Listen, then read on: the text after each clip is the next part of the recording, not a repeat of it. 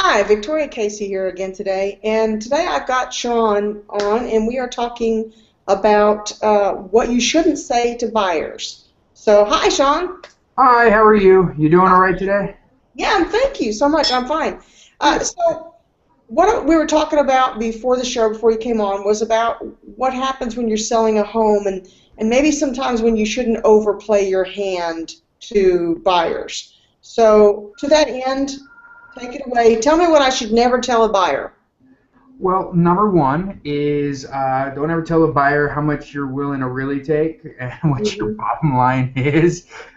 Negotiation 101, but specifically talking about just items that you might want to be concerned with or items that you want to try to avoid. Um, just be smart. Don't keep any secrets. It's not like if there's something critical to the house, it's not like it's not going to be figured out by the inspector. Right. Okay. So you definitely want to make sure that you communicate all the normal stuff that's going to get you sued. Specifically, more speaking about items that you don't want to talk about is just things that are kind of gross, things that are going to deter a buyer from even taking a look at your house. If you got some neighbors that aren't the coolest neighbors in the world, they might stink to you, but maybe they're going to work perfectly with the next homeowner. Right. So don't mention to them that your next door neighbor's cat's always coming over. Just keep that stuff to yourself, because if that neighbor moves, a year from now, you've lost that buyer for that year period. It might not have been a big deal with them. Maybe they like kitty cats. Maybe they like neighbors that are really nosy and that don't like barbecues. Maybe. But just be smart. And like I said, don't tell them anything gross. People don't want to think of you in weird ways, so just keep that stuff to yourself. So if you have 13 pets that have passed away buried in the backyard, might want to just skip that over. Of course, you'll want to reveal if you have a problem with the foundation or something like that that's going to come up on a home inspection. But again, don't not telling them right off the bat, look, I'll take $20,000 less because I'm desperate and need to move out next week. Exactly. No, you're exactly right. That's it's number 101 with putting any kind of house on the market. You tell them all the stuff that's going to keep you from getting sued, but keep all that other personal stuff to yourself. Yeah, nobody wants to know that your house is a pet cemetery in the back. I don't know. Maybe check with your certain laws in your state regarding seller's disclosures. There might be a disclosure out there that you need to announce Right. burial of your favorite pets. However, in Texas, that is not one of them. So you're good in Texas. But if you can think of anything that is something that might be a turnoff to somebody, keep it to yourself. There's just no reason to announce it and mention it, other than structural or obvious, stuff. Like I said, might get you in trouble legally. Then do announce that.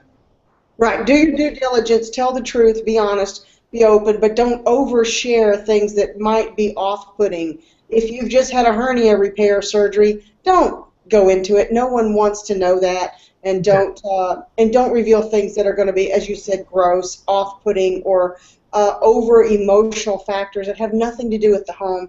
And don't tell them that you want to close next week or that you're why you're moving or really going into too much detail about your own life. So this is about the house, showing it, and being professional. Anything else before we go? Yeah, no, I think you mentioned something good about your story of why you're moving. There's nothing wrong with necessarily telling them what the reason for your moving, but just make sure it's not going to put you at a disadvantage in negotiations. I've had a customer before that needed to sell so that they can take this other job up north, and they wouldn't shut up about it. And it just really puts their back against the wall because he's like, I can't afford two mortgages and I have to sell by the end of the month. And blah blah blah blah. And you just sit there like, listen, this doesn't help us when I'm trying to act like you don't need to sell as bad, and here you are telling this other agent, yeah, hey, I got to get out of here by the end of the month. I need the paperwork. Another on the note, when you receive like an inquiry or something from a buyer or a buyer agent, and they say they might be giving you an offer, or they send you an offer and you do a counter. Be smart and don't pressure them, because if you call, you start bugging them, trying to find out where they are, it shows that you're a little bit more eager than you need to. So you kind of want to just, as much so as we want to find out where we are with this offer and where we're going. Sit on your hands. Find something else to occupy your time. Quit bugging the other agent or the buyer, because it just lets them know that you're primed for picking. I mean, it's kind of like going into a car dealership and telling them that you need a car for your new job and you need it by the end of this day so you can make it to work tomorrow. Guess what? He's going to get you in a car and you're going to drive off with the car by the end of the day. Problem is, you probably would have paid a little bit more if you played the game a little bit better. But again, that comes back down to negotiation. Leave that to your agent. All the negotiation type stuff.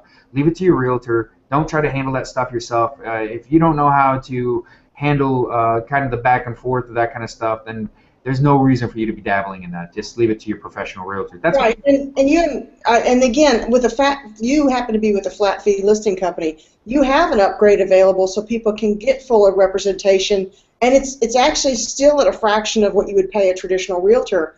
I believe it's what, a couple $100. How much is it? It's $500. It's $500 to get yourself an agent to negotiate. That's at our brokerage. They're in Texas. Nationally, they vary. I've seen them for a few $100 for just a few hours of time. I've seen some agents, some brokers out there, they do it for a per hour charge, like $50 per hour, and you just try to minimize your amount of questions that you bug them with. Right. And then there's other agents who charge like a 1% or a 0.5% at closing if you need it. Just do yourself a favor. If you don't know what you're doing when it comes to negotiations and you don't know the rules and how to fill out the paperwork and all that stuff, there's no reason for you to be guessing when you're dealing with hundreds of thousands of dollars worth of product. I mean, this house, your property they're trying to sell, if you don't do something correct, okay, I'd hate to say it, you could get sued, and the damages could be way more than $500 or 0.5%, all because you tried to wing it on your own because you think you're Mr. Smarty Pants.